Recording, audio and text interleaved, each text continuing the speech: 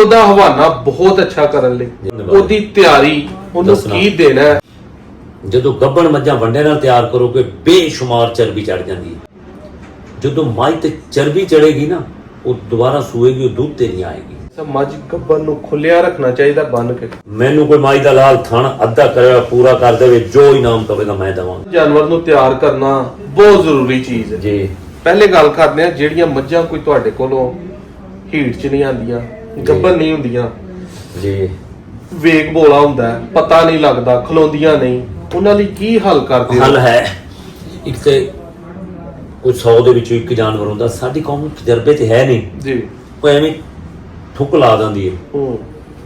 ਕੰਮ ਥੁੱਕ ਨਹੀਂ ਚਲਾਉਣਾ, ਕੰਮ ਥੁੱਕ ਇੰਜ ਨਹੀਂ ਹੁੰਦਾ। ਤਜਰਬਾ ਬੜਾ ਕੁਝ ਸਿਖਾਉਂਦਾ ਹੈ। ਜੀ, ਐਵੇਂ ਨਹੀਂ ਦੱਸਿਆ ਵੀ ਬੜਾ ਕੁਝ ਕਰਕੇ ਇੱਥੇ ਪਹੁੰਚੇ ਹਾਂ। ਸਭ ਤੋਂ ਪਹਿਲੇ ਬਰੀਡਰ ਵਿੱਚ ਹੋਣਾ ਚਾਹੀਦਾ ਹੈ। ਠੀਕ ਹੈ। ਜਦੋਂ ਬਰੀਡਰ ਵਿੱਚ ਹੋਏਗਾ, ਮੈਂ ਲਿਖ ਕੇ ਦਿੰਨਾ, ਤੁਹਾਨੂੰ ਪਤਾ ਹੀ ਨਹੀਂ ਚੱਲਾ ਮੱਝਾਂ ਗੱਭਣਾ ਹੋਣ। ਹੱਦ ਤੱਕ ਇੱਥੇ ਤੱਕ ਪਤਾ ਨਹੀਂ ਚੱਲੇਗਾ ਮੱਝਾਂ ਦੁੱਧ ਦੇ ਰਹੀਆਂ ਨੇ, ਉਹਦੇ 2 ਮਹੀਨੇ ਰਹਿ ਰਹੇ ਨੇ ਸੂਣ ਚ। ਠੀਕ ਹੈ। ਇਹ ਸਭ ਤੋਂ ਅਹਿਮ ਗੱਲ ਹੈ, ਬਰੀਡਰ ਵਿੱਚ ਹੋਣਾ ਚਾਹੀਦਾ ਹੈ। ਠੀਕ ਹੈ। ਦੂਸਰੀ ਕੋਈ 100 ਚ ਇੱਕ ਮੱਝ ਹੁੰਦੀ ਹੈ ਜਿਹਦੇ ਬੱਚੇਦਾਨੀ 'ਚ ਮਸਲਾ ਹੋਵੇ ਜੀ, ਉਹ ਤੁਸੀਂ ਡਾਕਟਰ ਨੂੰ ਬੁਲਾਓ। ਅੱਜ ਕੱਲ ਬੜਾ ਸਾਇੰਸ ਅੱਗੇ ਪਹੁੰਚ ਗਈ ਹੈ। ਬਿਲਕੁਲ। ਉਹ ਗੋਲੀਆਂ ਮਿਲਦੇ ਨੇ, ਇੰਜੈਕਸ਼ਨ ਅੰਦਰ ਰੱਖਦੇ ਨੇ, ਇੱਕ ਦਫਾ ਹੀਟ ਚੁਕਾ ਕੇ ਦੂਸਰੀ ਦਫਾ ਠਹਿਰ ਜਾਂਦੀਆਂ ਨੇ। ਠੀਕ ਹੈ। ਕੋਈ ਲੱਖਾਂ ਚੋਂ 100 ਚੋਂ ਇੱਕ ਮੱਝ ਕੋਈ ਐਸੀ ਹੁੰਦੀ ਜਿਹੜੀ ਨਾ ਠਹਿਰੇ। ਠੀਕ ਹੈ। ਸਭ ਤੋਂ ਮੇਨ ਕੰਮ ਹੈ ਗਾਂ ਹੀਟ ਚ ਆਈ ਆਵਾਜ਼ ਦਿੰਦੀ ਹੈ, ਮੱਝ ਐਡੀ ਆਵਾਜ਼ ਨਹੀਂ ਦਿੰਦੀ। ਬਿਲਕੁਲ। ਜਦੋਂ ਬਰੀਡਰ ਵਿੱਚ ਹੋਏਗਾ ਨਾ ਉਹ ਤੁਹਾਨੂੰ ਪਤਾ ਨਹੀਂ ਚੱਲੇਗਾ ਮੱਝਾਂ ਕਰਾਸ ਹੋ ਜਾਣਗੀਆਂ। ਠੀਕ ਹੈ। ਹੋਰ ਕੀ ਪੁੱਛਿਆ ਭਾਈ ਸਾਹਿਬ, ਬਰੀਡਿੰਗ ਦੀ ਮੱਝ ਚੰਗੀ ਹੈ ਜੀ, ਉਹ ਨਸਲ 'ਚ ਵੀ ਹੈ, ਠੀਕ ਵੀ ਹੈ ਜੀ, ਬਲੱਡ ਲਾਈਨ 'ਚ ਵੀ ਹੈ ਜੀ, ਫਿਰ ਵੀ ਉਹਦਾ ਹਵਾਲਾ ਬਹੁਤ ਅੱਛਾ ਕਰਨ ਲਈ ਜੀ 2-3 ਮਹੀਨੇ ਜਦੋਂ ਰਹੀਆਂ ਗੱਭਣ ਦੇ ਉਹਦੀ ਤਿਆਰੀ ਉਹਨੂੰ ਕੀ ਦੇਣਾ ਹੈ। ਦੱਸਣਾ ਠੀਕ ਹੈ ਜਾਇਜ਼ ਹੈ।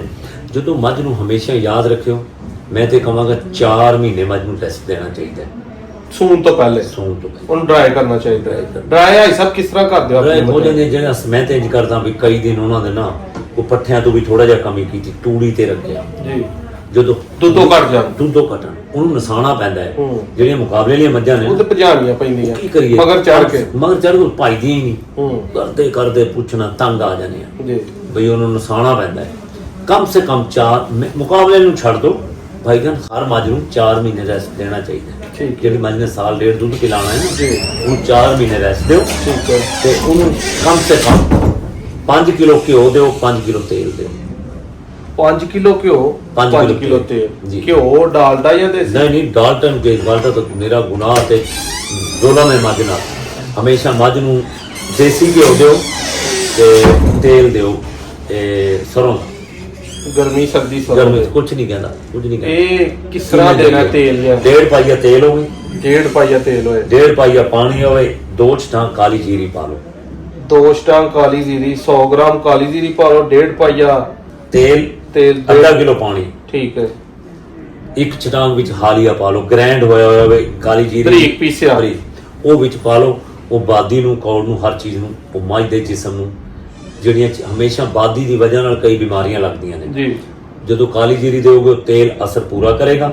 5 ਕਿਲੋ ਤੇਲ ਦੇ ਕੇ 5 ਕਿਲੋ ਦੇਣਾ ਘਿਓ। ਘਿਓ ਐਵੇਂ ਦੇਣਾ 1.5 ਪਾਈਆ ਘਿਓ ਹੋਵੇ, ਜ਼ਿਆਦਾ ਨਾ ਦਿਓ, ਜ਼ਿਆਦਾ ਦਿਓਗੇ ਫੋਸੀ ਤਾਂ ਨਿਕਲ ਜਾਂਦਾ ਹੈ।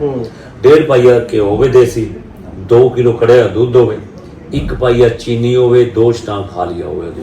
ਵਾਹ। ਉਹ ਦਿਓਗੇ, ਉਹ ਮਾਈ ਤੁਹਾਡੀ ਪੂਰੇ ਇਨਸ਼ਾਅੱਲਾ ਜੋਸ਼ ਮਾਈ ਦੱਸੇਗੀ ਆਪਣਾ। ਇੱਕ ਕਿੰਨੀ ਦਿਨ ਛੱਡ ਕੇ 1 ਦਿਨ ਦੇਣਾ ਹੈ ਘਿਓ ਵੀ ਤੇਲ ਵੀ। ਅੱਛਾ, 1 ਦਿਨ ਛੱਡ ਕੇ 1 ਦਿਨ ਉਹ ਦੇ ਲੈਣਾ, 1 ਦਿਨ ਇਹ ਦੇ ਲੈਣਾ ਐਵੇਂ ਨਾ। ਪਹਿਲੇ ਤੇਲ ਦੇ ਲਓ, ਗਰਮੀਆਂ ਨੇ ਪਹਿਲੇ ਤੇਲ ਦੇ ਲਓ, ਠੀਕ ਹੈ। ਸਰਦੀਆਂ ਨੇ ਪਹਿਲੇ ਘਿਓ ਦੇ ਲਓ, ਠੀਕ ਹੈ।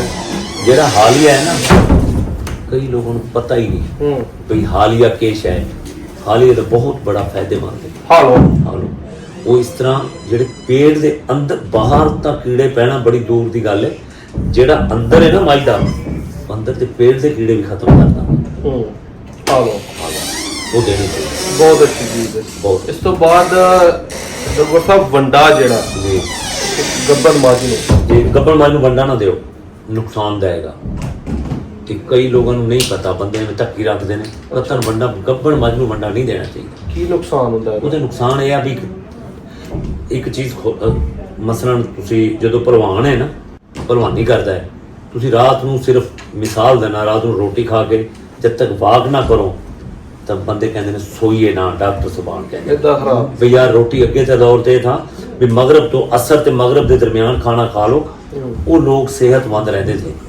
ਕਿਉਂ ਬਈ ਉਹ ਟਾਈਮ ਦਾ ਖਾ ਲਿਆ, ਚੱਲ ਫਿਰ ਇਸ਼ਾ ਦੀ ਨਮਾਜ਼ ਤੱਕ ਠੀਕ ਹੈ, ਅੱਧਾ ਖਾਣਾ ਹਜ਼ਮ ਹੋ ਜਾਂਦਾ ਸੀ।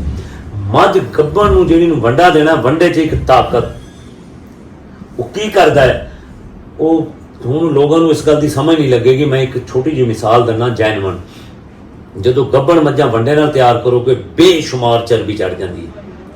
ਜਦੋਂ ਮੱਝ ਤੇ ਚਰਬੀ ਚੜੇਗੀ ਨਾ, ਉਹ ਦੁਬਾਰਾ ਸੂਏਗੀ, ਉਹ ਦੁੱਧ ਤੇ ਨਹੀਂ ਆਏਗੀ, ਦੁਬਾਰਾ ਦੁੱਧ ਤੇ ਨਹੀਂ ਆਏਗੀ। ਉਹਦੀ ਮੇਰਾ ਖਿਆਲ ਬਾਡੀ ਜਿਹੜੀ ਉਹ ਜਿਹੜਾ ਖੁਰਾਕ ਨੂੰ ਡਾਈਜੈਸਟ ਕਰਕੇ ਲਾਂਦੀ ਹੀ ਉਧਰ ਫੈਟਸ ਵਾਲੇ ਉਸ ਪਾਸੇ ਦੁੱਧ ਵਾਲੇ ਪਾਸੇ ਲਿਆਏਗੀ ਨਹੀਂ ਲਿਆਏਗੀ। ਹਮੇਸ਼ਾ ਯਾਦ ਰੱਖੀ, ਮੱਝ ਸਿਰਫ ਇਸ ਤਰ੍ਹਾਂ ਦੀ ਹੋਵੇ ਵੀ ਬਿਲਕੁਲ ਕਮਜ਼ੋਰ ਨਾ ਹੋਵੇ। ਘਿਓ ਦਾ ਤੇਲ ਦਾ ਦੇਣ ਦਾ ਮਕਸਦ ਹੈ, ਜਦੋਂ ਗੱਭਣ ਮੱਝਾਂ ਨੂੰ ਵੰਡੇ ਠੋਕਦੇ ਨੇ, ਉਹ ਚਰਬੀਆਂ ਇੰਨੀਆਂ ਚੜ ਜਾਂਦੀਆਂ ਨੇ, ਉਹ ਮੱਝ ਦੀ ਨਹੀਂ ਠੀਕ ਰਹਿੰਦੀ, ਖੂਬਸੂਰਤੀ ਵੀ ਖਤਮ ਹੋ ਜਾਂਦੀ ਹੈ। ਖੂਬਸੂਰਤੀ ਨੂੰ ਤਾਂ ਚਲੋ ਛੱਡੋ, ਇੱਕ ਯਾਦ ਰੱਖੀ, ਹੋਵੇ ਮੱਝ ਜਿੰਨੀ ਮਰਜ਼ੀ ਰਾਜ਼ੀ ਰੋਟੀ ਕਰ ਲੋ, ਖੂਬਸੂਰਤੀ ਨਹੀਂ ਖਤਮ ਕਰੇਗੀ। ਹਮੇਸ਼ਾ ਜਿਹੜੀਆਂ ਖੱਟੇ ਗੋਸ਼ਤ ਹੁੰਦੇ ਨੇ ਉਹੀ ਕਰਦੇ ਨੇ, ਜਿਹੜੀਆਂ ਮੱਝਾਂ ਹੁੰਦੀਆਂ ਨੇ ਜਿੰਨੀ ਖੂਬਸੂਰਤ ਹੋ ਜਾਵੇ, ਜਿੰਨੀ ਮੋਟੀ ਹੋ ਜਾਵੇ ਉਨੀ ਜ਼ਿਆਦਾ ਖੂਬਸੂਰਤ ਲੱਗੇ। ਅੱਛਾ, ਮੱਝ ਗੱਭਣ ਨੂੰ ਖੁੱਲਿਆ ਰੱਖਣਾ ਚਾਹੀਦਾ ਬੰਨ ਕੇ? ਅਗਰ ਬਿਹਤਰ ਆ, ਅਗਰ ਜਗ੍ਹਾ ਖੁੱਲੀ ਹੋਵੇ ਨਾ, ਕਰਨੀ ਤਾਂ ਖੁੱਲੀ ਚਾਹੀਦੀ ਹੈ। ਬੰਦ ਨੇ ਸ਼ੈੱਡ ਬਣਾਏ ਹੋਣ ਜੀ, ਹਰ ਸ਼ੈੱਡ 'ਚ ਇੱਕ ਪਾਸੇ ਕੱਟੀਆਂ ਹੋਣ, ਮੈਂ ਦਿਖਾਉਣਾ ਤੁਹਾਨੂੰ ਸਾਰੇ, ਜ਼ਰੂਰ, ਤੇ ਗੱਬਣਾ ਹੋਣ, ਇੱਕ ਪਾਸੇ ਲਿਆਰੀ ਹੋਣ, ਇੱਕ ਪਾਸੇ ਖੰਗਣਾ ਹੋਣ, ਇੱਕ ਪਾਸੇ ਬਰੀਡਰ ਹੋਣ, ਤੇ ਕਿਹੜੇ ਮੌਸਮ ਦਾ ਝੋਟਾ ਛੱਡਣਾ ਹੈ, ਕਿਹੜੇ ਦਾ ਨਹੀਂ, ਇਸ ਤਰ੍ਹਾਂ ਪੂਰਾ ਇੱਕ ਨਿਜ਼ਾਮ ਜਦੋਂ ਕਰੋਗੇ ਨਾ। ਅੱਛਾ, ਜਾਨਵਰ ਸੂਤਾ ਹੀ ਦਾ ਮੱਝ ਤੁਹਾਡੇ ਕੋਲ ਸੂਤਾ ਹੀ ਹੈ ਜੀ। ਉਹਦੀ ਚੁਆਈ ਕਿੰਨੀ ਦੇਰ ਬਾਅਦ ਕਰਦੇ ਹੋ? ਮੱਝ ਨੇ ਹੁਣ ਬੱਚਾ ਦੇ ਦਿੱਤਾ, ਬੱਚਾ ਜਦੋਂ ਦਿੱਤਾ, ਪਹਿਲਾ ਤਾਂ ਨੰਬਰ ਉਹਨੂੰ ਫੌਰਨ ਜਦੋਂ ਕੱਟੀ ਜਾਂ ਕੱਟਾ ਖੜਾ ਹੋਵੇ ਨਾ, ਫੌਰਨ ਉਹਨੂੰ ਨਾਰਾ ਪਿਲਾਓ, ਜਿੰਨਾ ਪੀ ਲੈ ਜਾਂ ਜਿੰਨਾ ਨਾਰੇ ਨੂੰ ਦਬਾ ਕੇ ਪਿਲਾਓ, ਤੁੰਨ ਕੇ ਪਹਿਲਾ ਨਾਰਾ ਉਹਨੂੰ ਪਹਿਲੇ ਦਿਨ ਤੋਂ ਸਵੇਰ ਵੀ ਸ਼ਾਮ ਵੀ ਸਵੇਰ ਵੀ। ਸੁਣੋ ਬਿਲਾਲ ਗੌਰ ਨਾਲ ਗੱਲਾਂ, ਰੱਜ ਕੇ ਨਾਰਾ, ਸਰਦੀ ਜਾਂ ਗਰਮੀ, ਸਰਦੀ ਗਰਮੀ ਕੁਝ ਵੀ ਕੁਝ ਨਹੀਂ ਹੋਣ ਲੱਗਿਆ। ਪਹਿਲੇ ਨਾਰੇ ਨੇ ਉਹਦੀ ਬੇਸ ਬਣਾਣੀ, ਅਸਲ ਉਹਦਾ ਜਿਹੜਾ ਪੇਟ ਦਾ, ਉਹ ਲੰਬੀ ਗੱਲ ਚਲੀ ਜਾਏਗੀ ਅਗਰ ਮੈਂ ਤੁਹਾਨੂੰ ਉਸ ਬਾਰੇ ਦੱਸਿਆ, ਉਹ ਬੜੀ ਸਾਇੰਸ ਲੰਬੀ ਹੈ। ਬਿਲਕੁਲ ਇੰਜੀ ਯਾਦ ਰੱਖਿਓ, ਰੱਜ ਕੇ ਨਾਰਾ ਪਿਲਾਓ, ਉਹੀ ਬੱਚਾ ਕਾਮਯਾਬ ਹੋਏ। ਫੌਰਨ ਜਦੋਂ ਨਾਰਾ ਰੱਜ ਕੇ ਪਿਲਾਓਗੇ, ਮੱਝ ਦਾ ਨਾਰਾ ਉਹ ਹੌਲੀ ਹੋ ਜਾਏਗੀ, ਉਹਦੀ ਚੁਆਈ ਕਰ ਲਓ ਤਾਂ ਠੀਕ ਹੈ। ਨਾ ਬਾਜ਼ੇ ਬੰਦੇ ਵਹਿਮ ਕਰਦੇ ਨੇ, ਨਾ ਵੀ ਕਰੋ ਨਾ, ਉਹਨੇ ਜੇਰ ਸਿੱਟ ਦੇਣੀ ਹੈ। ਹੋਰ ਕੀ ਪੁੱਛਿਆ ਸਵਾਲ? ਸਵਾਲ ਇਹ ਪੁੱਛਿਆ ਕਿ ਜਿਹੜਾ ਜੇਰ ਹੈ, ਹਾਂ, ਉਹ ਜੇਰ ਮੱਝ ਸੁੱਟੇ ਜਾਂ ਨਾ ਸੁੱਟੇ ਦਾ ਕੋਈ ਚੁਆਈ ਨਾ ਕੋਈ ਤਲਕ ਚੋਲੋ। ਮੱਝ ਨੂੰ ਬਿਹਤਰ ਆ ਬਈ ਮੱਝ ਨੂੰ ਹੌਲੀ ਕਰਨਾ ਚਾਹੀਦਾ। ਮੈਂ ਤੇ ਮੇਰੀ ਤਾਂ ਮੱਝਾਂ ਪੱਠੇ ਕਾਏ ਕੁਛ ਬਾਜ਼ੀਆਂ ਮੱਝਾਂ ਇਸ ਤਰ੍ਹਾਂ ਦੀਆਂ ਰਹੀਆਂ ਨੇ ਜਿਨ੍ਹਾਂ ਨੇ 8 ਦਿਨ ਮੈਂ ਪਹਿਲੇ ਬੈਠਣ ਤੋਂ ਤੰਗ ਥੀਆਂ, ਤੋਲੇ ਰੇਤੇ ਸਿੱਟੋਂ ਨੇ ਚੁਆਈ ਪਹਿਲੇ ਸ਼ੁਰੂ ਕਰ ਦਿੱਤੀ। ਠੀਕ, ਮੈਂ ਤਾਂ ਇੱਥੇ ਤੱਕ ਕੀਤੇ ਨੇ। ਹੁਣ ਬੰਦੇ ਬਲੈਸੀ ਗਾਈਆਂ ਵਾਲੇ ਕੰਮ ਅੱਲਾ ਗਵਾਏ, ਸਾਡੇ ਸ਼ਰਤਾਂ ਲੱਗਦੀਆਂ ਰਹੇ ਨੇ ਮੁਲਾਜ਼ਮਾਂ ਦੀਆਂ, ਅੱਜ ਸੂਈ ਕੱਲ ਸੂਈ, ਪਹਿਲੇ ਚੁਆਈਆਂ ਸ਼ੁਰੂ ਕਰ ਲੈਂਦੇ ਸੀ, ਉਹ ਬੈਠਣੋਂ ਤੰਗ ਆ ਜਾਂਦੀਆਂ ਸੀ। ਠੀਕ ਹੈ, ਡੇ ਆਰਡਰ ਹੁੰਦੇ ਸੀ, ਸ਼ਰਤਾਂ ਲਾ ਕੇ ਕੋਈ ਇੱਕ ਨੂੰ ਫਿਰ ਅੰਦਰ ਦੀ ਗੱਲ ਦੱਸ ਦਿੰਦੇ ਨੇ, ਉਹ ਕਿ ਇਹ ਨਹੀਂ ਹੋਣਾ ਸੋਹਣੀ ਹੈ, ਕੰਮ ਲੰਮਾ ਹੈ, ਪਿੱਛੇ ਵੱਡਾ ਖੇਡਿਆ। ਅੱਛਾ, ਜਿਹੜਾ ਸੂਤਕ ਹੁੰਦਾ, ਹਾਂ, ਸੂਣ ਤੋਂ ਬਾਅਦ ਫੌਰੀ ਸਾਰੀ ਚੁਆਈ ਕਰ ਦੋ, ਹਾਂਜੀ। ਇਹਦੇ ਬਾਰੇ ਤੁਹਾਡਾ ਕੀ ਚੁਆਈ ਨਾਲ ਸੂਤਕ ਦਾ ਕੋਈ ਤਲਕ ਨਹੀਂ, ਸਾਡੇ ਤਜਰਬੇ ਹੁੰਦੇ ਨਹੀਂ ਬੰਦੇ ਐਵੇਂ। ਮੈਂ ਤੁਹਾਨੂੰ ਧੱਕੀ ਦੱਸਿਆ ਜਾਂਦੇ ਵੀ ਐਵੇਂ ਇੱਕ ਬੰਦਾ ਮੈਨੂੰ, ਉਹ ਜੀ ਮੇਰੇ ਕੋਲ ਨੁਕਸਾ ਹੈ ਜਿਹੜਾ ਮੱਝ ਦਾ ਥਾਣਾ ਅੱਧਾ ਹੋਇਆ ਨਾ ਪੂਰਾ ਹੋ ਜਾਏਗਾ। ਮੈਂ ਕਿਹਾ ਤੈਨੂੰ ਮਾਂ ਨਹੀਂ ਜੰਮਿਆ, ਤੂੰ ਸਿਰਫ ਤੁੱਕੇਬਾਜ਼ੀ ਹੈ। ਇਹ ਸਿਰਫ ਸਾਡੀ ਕੌਮ ਜਿਹਨੂੰ ਛੇੜ ਲੋਗੇ ਨਾ, ਉਹੀ ਤੁਹਾਨੂੰ ਦੱਸੇਗਾ। ਅਸਲ ਮੱਝ ਨੂੰ ਜਦੋਂ ਸਾੜੂ ਲੱਗਦਾ, ਅੰਦਰ ਇੱਕ ਜਾਲੀ, ਅੱਲਾ ਦਾ ਨਿਜ਼ਾਮ ਹੈ, ਇੱਕ ਜਾਲੀ ਹੈ। ਉਹ ਜਾਲੀ ਜਦੋਂ ਸਾੜੂ ਲੱਗਦਾ, ਕੁਝ ਡੈਮੇਜ ਹੋ ਕੇ ਉਹਦੀਆਂ ਜਿਹੜੀਆਂ ਜਾਲੀ ਬੰਦ ਹੋ ਜਾਂਦੀਆਂ। ਬਿਲਕੁਲ, ਜਦੋਂ ਬੰਦ ਹੋ ਜਾਣਗੀਆਂ, ਉਹ ਡੈਮੇਜ ਹੋ ਗਈਆਂ, ਖਤਮ ਹੋ ਗਈਆਂ। ਹੁਣ ਕੁਝ ਚੱਲਦੀਆਂ ਨੇ, ਕੁਝ ਖਤਮ ਹੋ ਗਈਆਂ। ਜਦੋਂ ਮੱਝ ਦੁਬਾਰਾ ਸੂੰਦੀ ਹੈ, ਜੋਸ਼ ਤਾਂ ਪੂਰੇ ਸਾਲ ਦਾ ਹੁੰਦਾ ਹੈ, ਉਹ ਆਰਡਰ ਉਸ ਵਕਤੀ ਤੌਰ ਪੂਰਾ ਦਿਖਾਉਂਦੀ ਹੈ। ਜਿਵੇਂ ਜਿਵੇਂ ਚੁਆਈਆਂ 'ਚ ਪੈਂਦੀ ਜਾਏਗੀ, ਉਹ ਦਾਰ ਉੱਥੇ ਹੀ ਆ ਜਾਂਦੀ ਹੈ। ਕਦੇ ਮਰੀਆਂ ਹੋਈਆਂ ਚੀਜ਼ਾਂ ਜ਼ਿੰਦਾ ਨਹੀਂ ਹੁੰਦੀਆਂ। ਤੂੰ ਅੱਜ ਕਈ ਐਵੇਂ ਪਤਾ ਕਿ ਉਹ ਜੀ ਸਾਡੇ ਕੋਲ ਮਿਸਾਲੇ ਨੇ, ਨੁਕਸੇ ਨੇ, ਮੈਨੂੰ ਕੋਈ ਮਾਈ ਦਾ ਲਾਲ ਥਣ ਅੱਧਾ ਕਰਿਆ ਪੂਰਾ ਕਰ ਦੇਵੇ, ਜੋ ਇਨਾਮ ਕਵੇਗਾ ਮੈਂ ਦੇਵਾਂਗਾ, ਮੈਂ ਵੀ ਦਵਾਂ। ਐਵੇਂ ਬਸ ਉਹ ਥੁੱਕ ਲਾਈ ਰੱਖਦੇ ਨੇ, ਤਜਰਬੇ ਹੁੰਦੇ ਨੇ, ਮੇਰੇ ਕੋਲ ਵੀ ਨਹੀਂ ਹੁੰਦਾ। ਐਵੇਂ ਬਸ ਥੁੱਕ ਲਾਈ ਰੱਖਦੇ। ਕੀ ਕਰੀਏ? ਕਦੇ ਮਰੀਆਂ ਹੋਈਆਂ ਚੀਜ਼ਾਂ ਦਿੰਦੀਆਂ ਹੋਣ। ਸੂਤਕ ਦਾ ਦੁੱਧ ਦੁੱਧ ਦਾ ਨਾਲ ਰਿਹਾ, ਕੋਈ ਕੋਈ ਤਾਲੁਕ ਨਹੀਂ। ਤੁਸੀਂ ਮੱਝ ਨੂੰ ਨਾ ਕਹਿੰਦੇ ਨੇ ਦੁੱਧ ਛੱਡ ਦਿਓ, ਚਲੋ ਖਾਲੀ ਕਰਨ ਤੋਂ ਜ਼ਿਆਦਾ ਕਰ ਦਿਓ, ਕੋਈ ਛੱਡਣਾ ਕੋਈ ਛੱਡ ਲਓ ਨਾ, ਤਾਂ ਸੂਤਕ ਦਾ ਦੁੱਧ ਨਾਲ ਕੀ ਤਾਲੁਕ? ਕੋਈ ਵੀ ਨਾ। ਕੋਈ ਤਾਲੁਕ। ਸੂਤਕ ਇੱਕ ਬਿਮਾਰੀ ਹੈ, ਉਹ ਇੱਕ ਕਿਵੇਂ ਡੈਫੀਸ਼ੀਐਂਸੀ ਹੈ, ਹੋਰ ਕੁਝ ਨਹੀਂ। ਬਿਲਕੁਲ। ਉਹ ਇੱਕ ਸਾਡੀ ਕੌਮ ਨੇ ਰੰਗ ਦੇ ਲਿਆ, ਉਹ ਜੀ ਦੁੱਧ ਛੱਡ ਦੇਣਾ। ਮੈਂ ਤੁਹਾਨੂੰ ਦੱਸਿਆ ਵੀ ਬੰਦਿਆਂ ਦੇ ਤਜਰਬਾ ਹੁੰਦਾ ਨਹੀਂ। ਮੈਂ ਤੇ ਸਮਝਦਾ ਉਹ ਦੁੱਧ ਛੱਡੇ ਦਾ ਸਾੜੂ ਪਾਈ ਜਾਂਦਾ ਭਾਈ ਜਦ ਛੱਡਣਾ ਨਹੀਂ ਕਿਉਂ ਛੱਡ ਦਿਓ? ਮਸਲਾ ਜੇ ਉਹ ਦੁੱਧ, ਮੇਰਾ ਇੱਕ ਸਵਾਲ ਹੈ, ਅੱਲਾ ਦੇ ਨਿਜ਼ਾਮ ਨੂੰ ਤੁਸੀਂ ਮੋੜ ਸਕਦੇ ਹੋ? ਨਾ। ਜਿਹੜਾ ਪੂਰਾ ਸਾਲ ਚ ਦੁੱਧ ਦੇ ਰਿਹਾ ਤੁਸੀਂ ਛੱਡ ਰਹੇ ਹੋ, ਤੁਸੀਂ ਕੌਣ ਹੋ ਛੱਡਣ ਵਾਲੇ?